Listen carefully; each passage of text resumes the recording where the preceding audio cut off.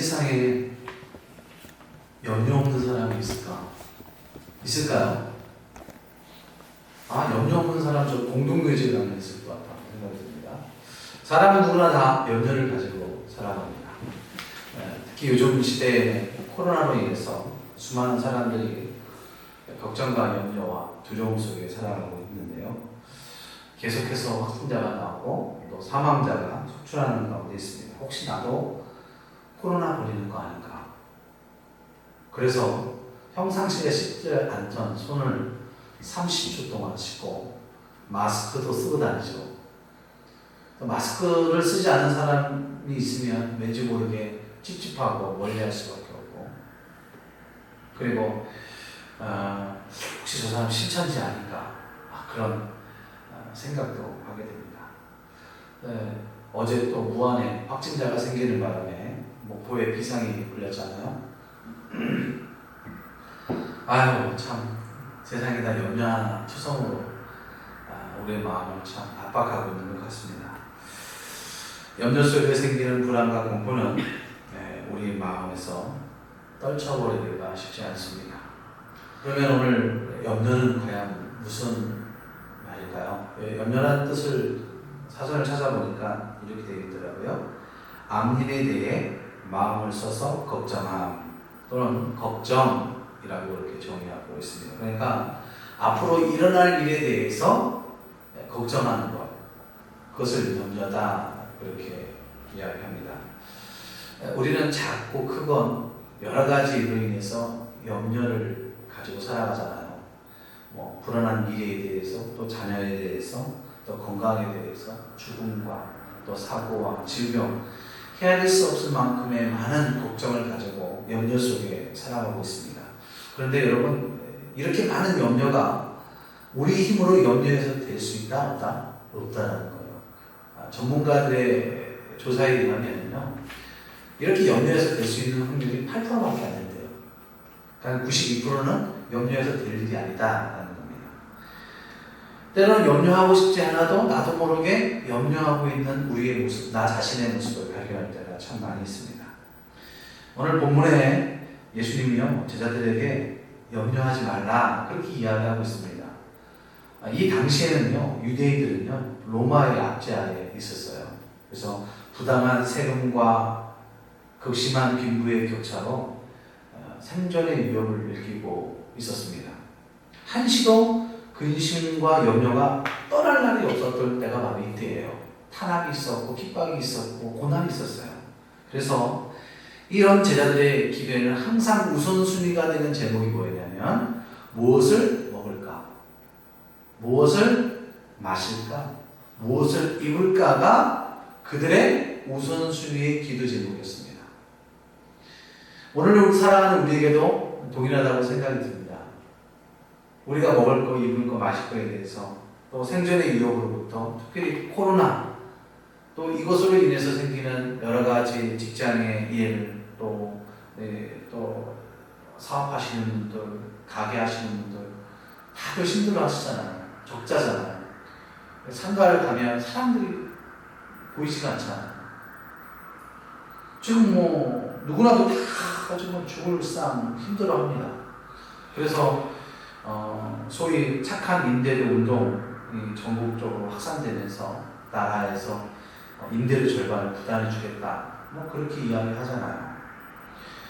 염려할 수밖에 없는 현실 가운데 있는 우리에게 참 오늘 본문에 우리 하나님께서, 우리 주님께서 이렇게 이야기하세요.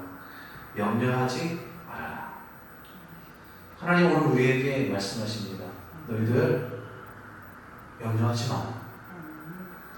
오늘 하나님의 말씀이 여러분 가운데, 여러분 귓가에 염려하지 마 라는 말씀이 들려주시기를 바랍니다. 먹을 것, 마실 것, 입을 것, 이거 가지고 너희들 염려하면 이거는 믿지 않는 사람들이 하는 염려야. 너는 믿는 사람들 아니냐. 그러니까 염려하지 마 라고 그렇게 이야기하고 있는 거예요. 왜 그럴까요? 여기에는요, 우리가 염려함을 가지고 하나님 앞에 나와 기도하면 그 염려함은 곧 뭐냐면 근심과 걱정이 담겨져 있기 때문에 이것은 뭐예요? 하나님을 믿지 않는다, 하나님을 불신하는 행위다 라고 주님께서 우리에게 이야기하고 있는 거예요. 그러니까 염려 자체는 뭐예요? 누구나 가질 수 있는 상황이지만 그걸 갖고 나와서 하나님 이런 문제, 이런 먹고 살고 맛있고 입을 거 의식주에 대한 부분을 해결해 주십시오 라고 기도하는 것은 그거는 나를 못 믿기 때문에 그런 거야 라고 그렇게 말씀하고 있는 거예요. 너희들이 구하지 않아도 하나님이 내가 다 알아서 채워주고 먹여주고 입혀줄 거야. 걱정하지 마. 염려하지 마. 염려해봤자 소용없지 않냐 라고 그렇게 이야기하는 거예요. 그러면서 마태복음 6장 27절에 이렇게 이야기하고 계십니다. 한번 읽어볼게요. 시작. 너희 중에 누가 염려함으로 그 키를 한 자라도 더할 수 있겠느냐. 여기서 우리가 눈여겨볼 수 있는 단어가 키라는 단어예요. 키가 뭘까요? 사람의 키, 신장을 의미할 수 있지만 또 한 가지는 뭐냐면 삶의 기간, 생명의 연장, 수명을 이야기하는 겁니다. 그러니까 여러분, 저거 어떡하지? 코로나 걸리고 이거 때문에 여러분의 생명이 1분 연장되느냐, 5분 연장되느냐, 10분 연장되느냐, 그렇지 않다라는 거예요. 염려해서 우리의 키가 5cm, 10cm 커진다? 그럼 얼마나 좋겠어요. 그럼 막 염려하죠. 그런데 절대 그러지 않는다라는 거예요. 그러니까 염려해봤자 아무런 도움이 되지 않는다라는 겁니다. 백해무익이라는 거예요. 오히려 염려하면 어떤 문제가 생겨요? 마음병이 생기는 거예요. 몸이 병들게 됩니다. 우리의 삶을 피폐하게 만들어요. 불안하게 만들고요. 현대병, 스트레스 받게 만들잖아요. 그래서 잠언 17장 22절에는요. 마음의 즐거움은 양양이라도 심령의 근심은 뼈를 마르게 하느니라. 염려가 많은 사람, 근심이 많은 사람의 특징이 뭔지 아십니까? 얼굴이 항상 어두워요. 나이가 들어 보여요. 옆 사람 한번 바라보십시오. 어떤가. 예. 그래도 감사하게 이곳에 앉아있는 여러분들은 다 지금, 예, 30대입니다. 우리 학생들은, 예, 10대. 감사한 것 같아요. 염려가 많은 사람들은요, 근심 때문에 얼굴에 항상 우울해요. 그 얼굴에 우울하면은요, 사람이 얼굴이 우울할 때 뭐가 들어오는지 아십니까? 네? 얼굴이 환하고 기분 좋은 얼굴이면은 복이 들어오지만, 힘들고 찌들고 그런 얼굴에는요, 병이 들어오고, 근심이 들어오고. 여러분, 건강하게 사는 비결은 뭐예요? 염려 없이 사는 삶이다. 여러분, 염려를 다 내려놓을 수 있기를 바랍니다. 헨리 나우에는 사람이 이런 말을 했습니다. 염려한다는 것은 아직 내 앞에 오지도 아니한 시간과 장소를 무언가로 가득 채우려고 하는 것이다. 그렇게 말했습니다. 그러니까 다시 말하면 혹시 코로나 걸리지 않을까? 혹시 암에 걸리지 않을까? 혹시 자동차 사고로 죽지 않을까? 혹시 지진이 나지 않을까? 왜 이런 식으로 아직 오지 아니한 시간과 장소를 그런 생각으로 가득 채우는 것을 염려다라고 말했습니다.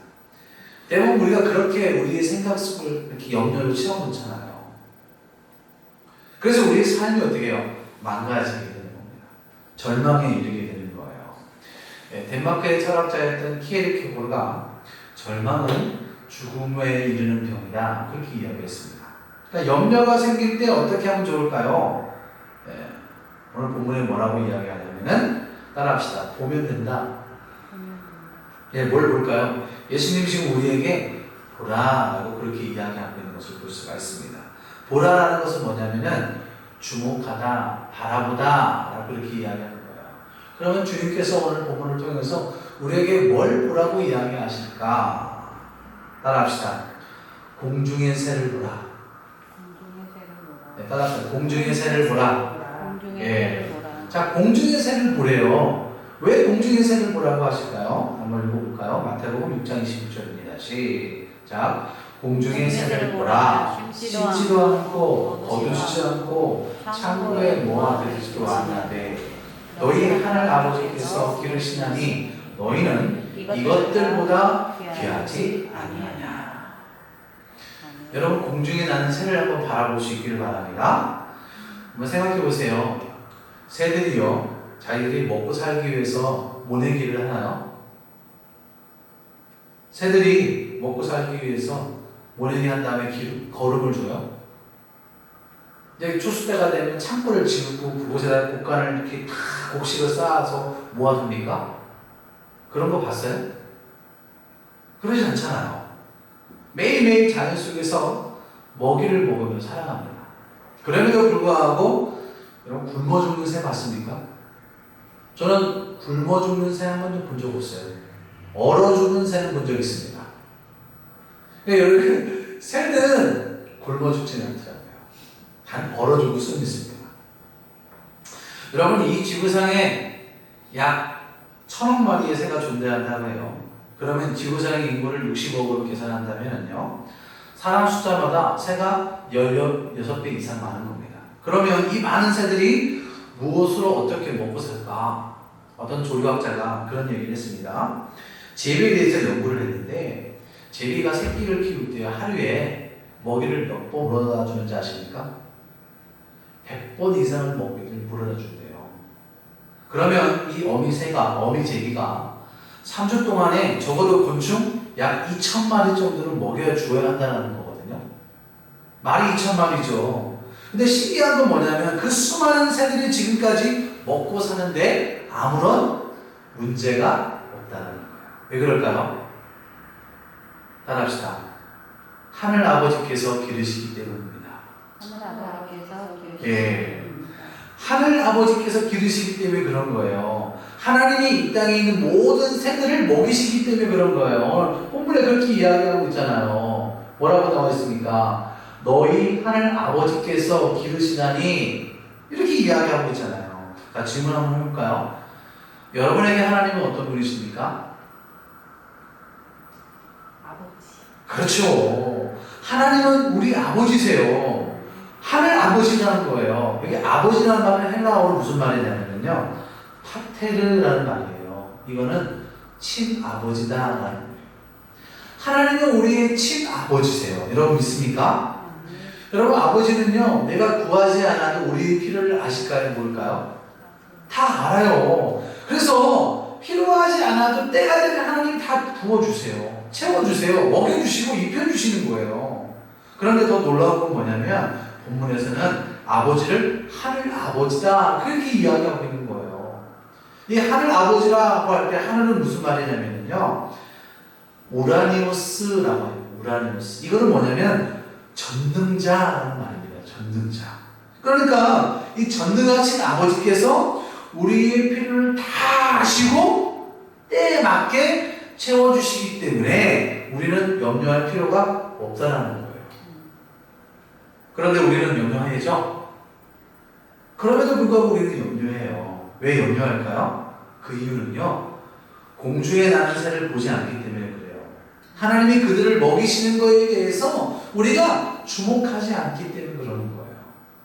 여러분, 염려될 때 어떻게 해야 돼요? 오늘부터 하늘에 나는 새를 한번 보세요. 야, 하나님이 먹이십니다. 여러분, 우리의 삶에 일어나는 모든 일들은요, 하나님을 보지 못하는 것에 대한 문제들이 너무나 많이 있습니다. 우리가 지금 하나님의 예배드리죠? 여러분, 이 자리에 우리와 함께 하시는 그 하나님의 임재를 여러분 볼 수 있기를 주의 이름으로 축복합니다. 지금도 일하시는 그 하나님을 볼 수 있기를 주의 이름으로 축복합니다. 여러분, 힘들고 어렵고 낙심될 때, 외로워하고 힘들어할 때 나와 함께 하시는 그 하나님을 볼 수 있기를 주의 이름으로 축복합니다. 여러분, 질병 속에서 하나님을 볼 수 있기를 바랍니다. 고난 속에서 하나님을 볼 수 있기를 주의 이름으로 축복합니다. 여러분, 오늘 이 나라, 이 민족, 전 세계에 코로나로 인하여 많은 사람들이 두려움에 떨고 있어요. 그러나 코로나만 보지 마시고요, 그 코로나 속에 하나님을 바라볼 수 있는 신앙이 여러분 가운데 있기를 주의 이름으로 축복합니다. 그러면서요, 우리를 무엇이라고 표현하고 있는지 아십니까? 너희는 이것들보다 귀하지 않느냐? 그렇게 이야기하고 있어요. 공중의 새도 이렇게 먹이시는데 이 새들보다 너희들이 더 귀한 존재라고 우리 말씀하고 계시는 거예요. 따라합시다. 나는 세상에서 가장 존귀한 존재다. 예, 여러분 믿으십니까? 예. 시편 16편 3절 말씀을 볼게요. 시작. 땅에 있는 성도들은 존귀한 자들이 나의 모든 즐거움이 그들에게 있도다. 여러분들은 존귀한 분들이에요.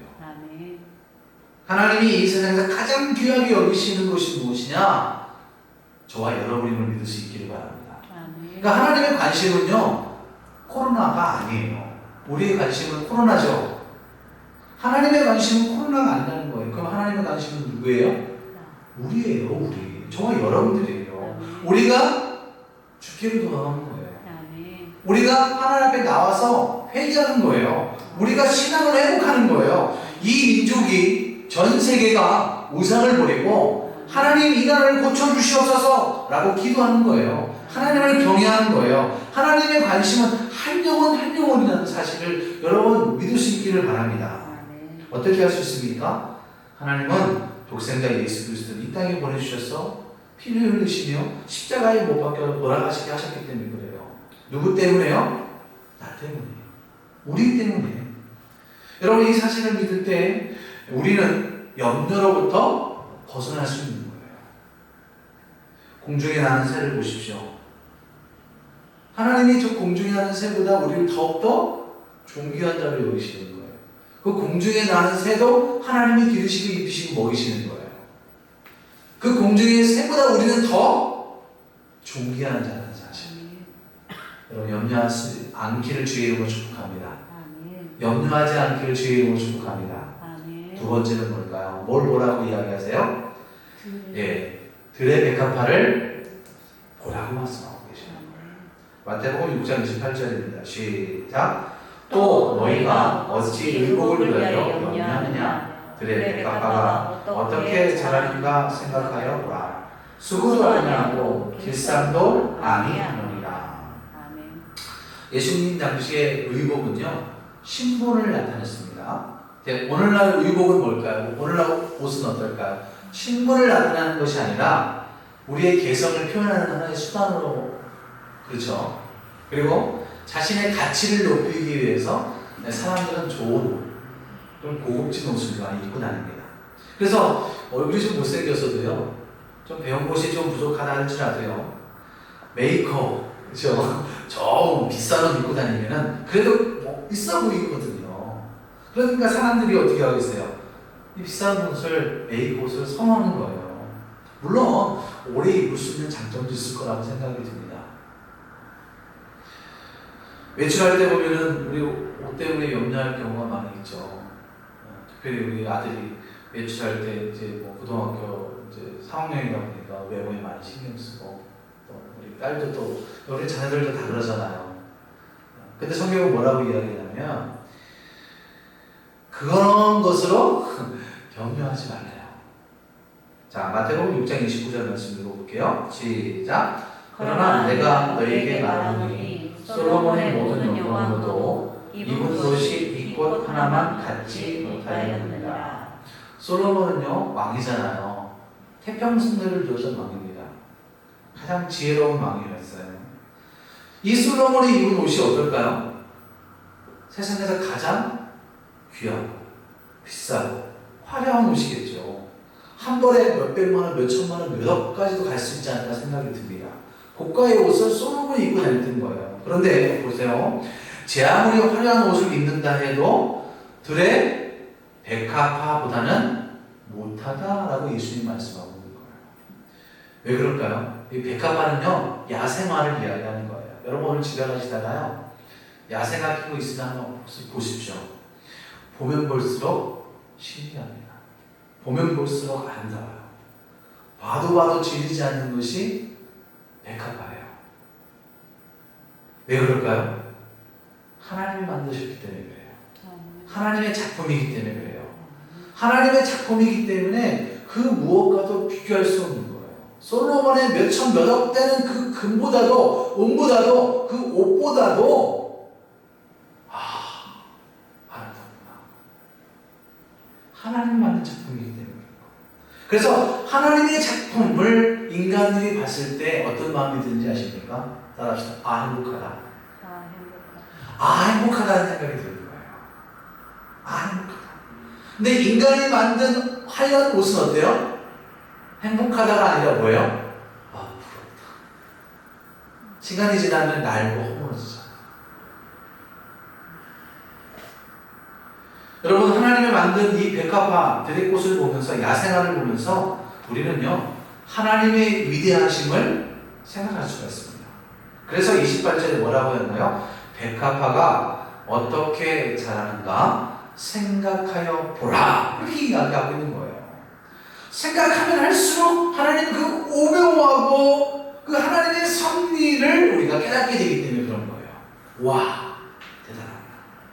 저는요, 이제 우리 교회 화분이 있잖아요. 화분을 보면서 너무너무 하나님의 오묘하시고 신묘막측하심을 깨달을 때가 너무 많았습니다. 저기 보면은 백합화가 있는데요. 백합화가 아닌데 저기 뭐죠? 튤립.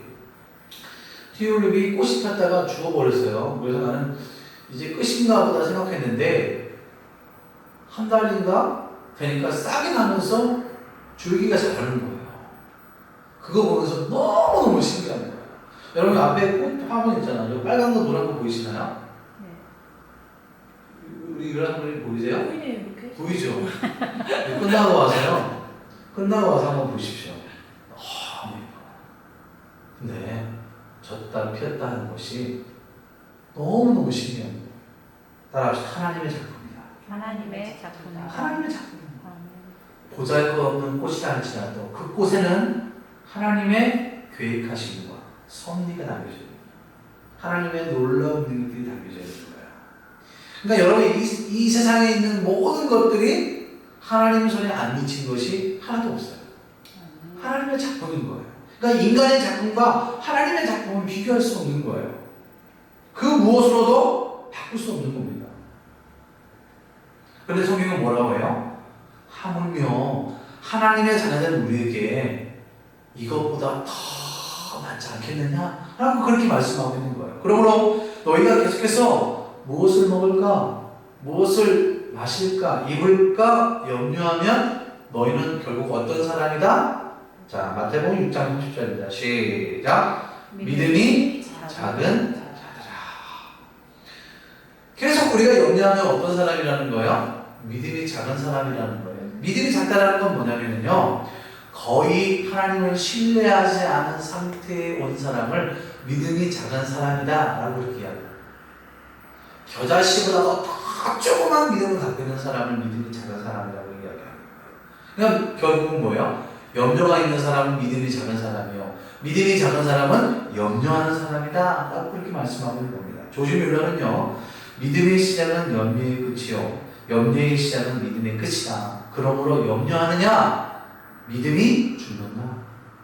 믿음을 가지느냐? 염려가 죽는다 라고 그렇게 말씀했습니다. 여러분, 우리가 주님에 대해 믿음이 작아지는 이유가 어디에 있습니까? 염려했기 때문에 그런 거예요. 염려했기 때문에. 염려는 그래서 불신앙입니다. 염려함으로